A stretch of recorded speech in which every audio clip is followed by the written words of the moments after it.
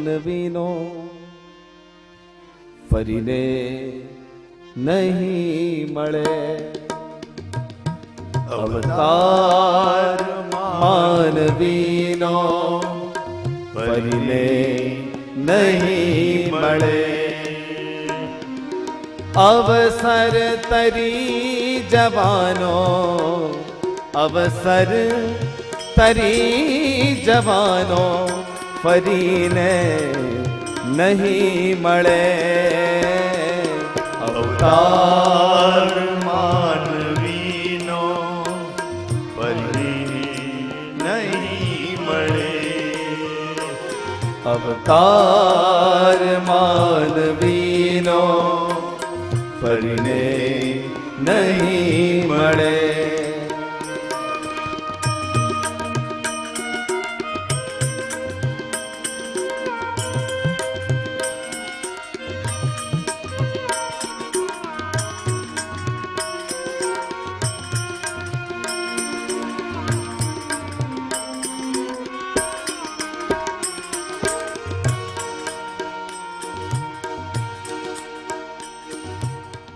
સુરલોકમાં ના મળે ભગવાન કોઈને. સુરલોકમાં ના મળે ભગવાન કોઈને.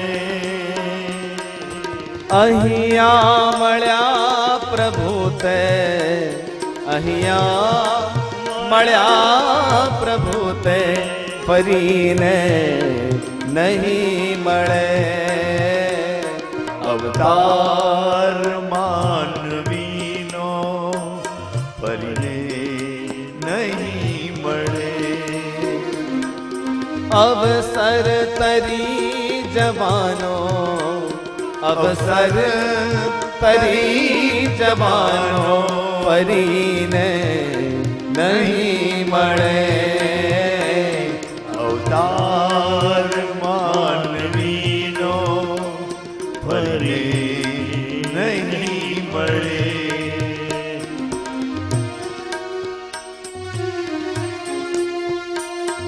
ઈશ્વર સુરલોકમાં કોઈને નથી મળ્યો, કેવલ મનુષ્યોને મળ્યો છે સાહેબ. નરસિંહને મળ્યો, એ મીરાને મળ્યો, તુકારામને મળ્યો, એ બોડાણાને મળ્યો. બધાને અહીંયા જ મળ્યો.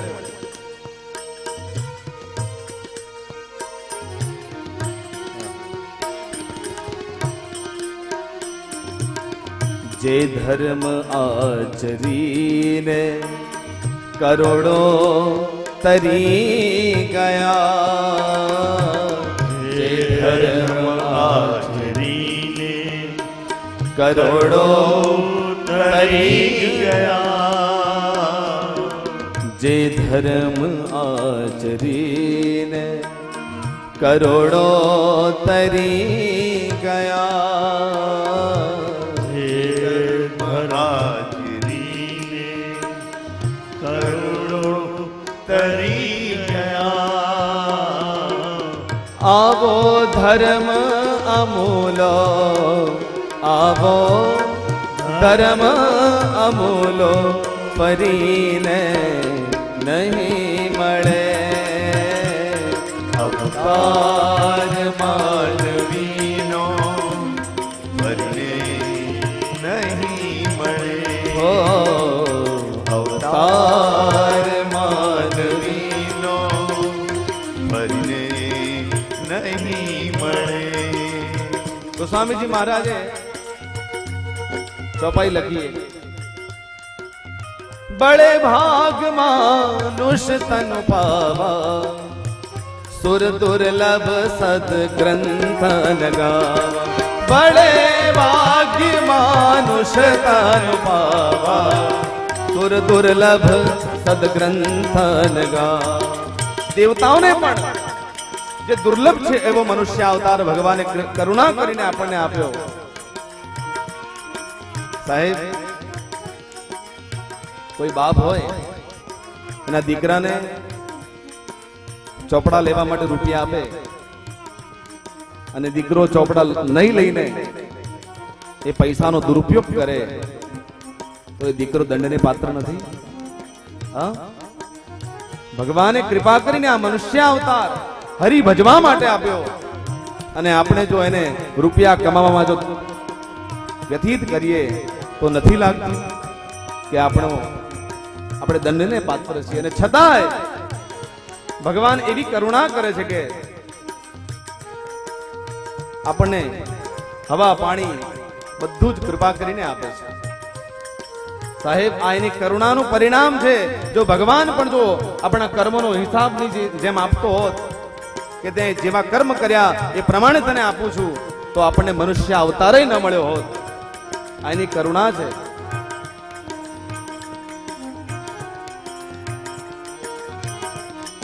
જગતગુરુ શંકરાચાર્યજી મહારાજે વિવેક ચૂડામણીનો ગ્રંથ લખ્યો. એમાં લખ્યું, દુર્લભમ ત્રયમેવેતત. જગતમાં 3 વસ્તુ બહુ દુર્લભ છે. દેવાનુગ્રહ હેતુકમ. પણ જો પરમાત્માનો અનુગ્રહ હોય તો એ 3 મળશે. કઈ 3 વસ્તુ? દુર્લભમ ત્રયમેવેતત, દેવાનુગ્રહ હેતુકમ, મનુષ્યત્વમ. પહેલું મનુષ્ય અવતાર બહુ દુર્લભ છે સાહેબ.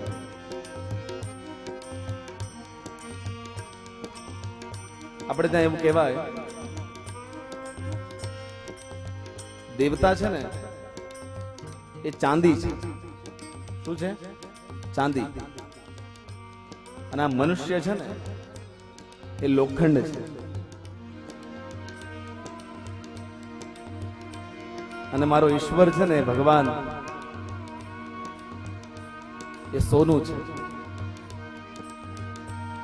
ભગવાન એ સોનું, દેવતા એ ચાંદી, અને આ મનુષ્ય અવતાર, આ મનુષ્ય એ લોખંડ. જગતમાં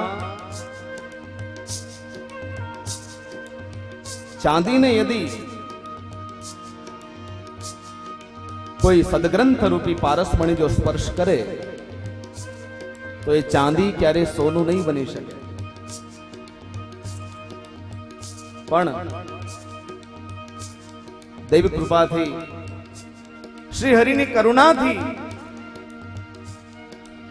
જો કોઈ વાર કોઈ સંત રૂપી પારસમણી, કોઈ સદગ્રંથ રૂપી પારસમણી જો આ લોખંડ રૂપી મનુષ્યને સ્પર્શી જાય તો આ લોખંડ ચોક્કસ સોનું થઈ શકે. દેવતાઓને પણ આ દુર્લભ. માટે ગોસ્વામીજી વારંવાર કહે છે, બળે ભાગ માનુષ તનુ પાવા, સુર દુર્લભ સદગ્રંથ નિગાવા. એટલા માટે ભજનોમાં લખાયું, સુર લોકમાં એ ના મળે ભગવાન કોઈને.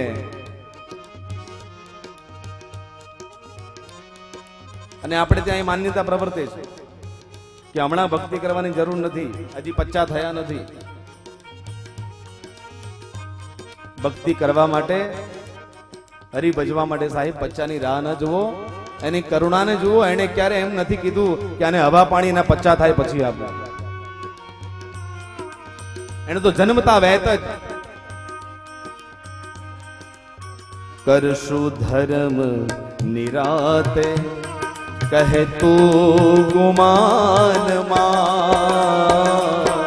કરશું ધર્મ નિરાતે, કહે તું ગુણવાન માં.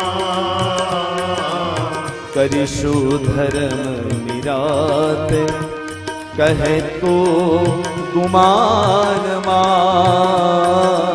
કરીશું ધર્મ નિરાન કહે તું ગુમાન માં. જે જાય છે ઘડી તે, જે જાય છે ઘડી તે ફરીને નહીં મળે. અવતાર માનવીનો ફરી નહીં મળે. અવતાર માનવીનો ફરીને નહીં મળે. અવસર તરી જવાનો અવસર તરી જવાનો પરીને નહીં મળે અવતાર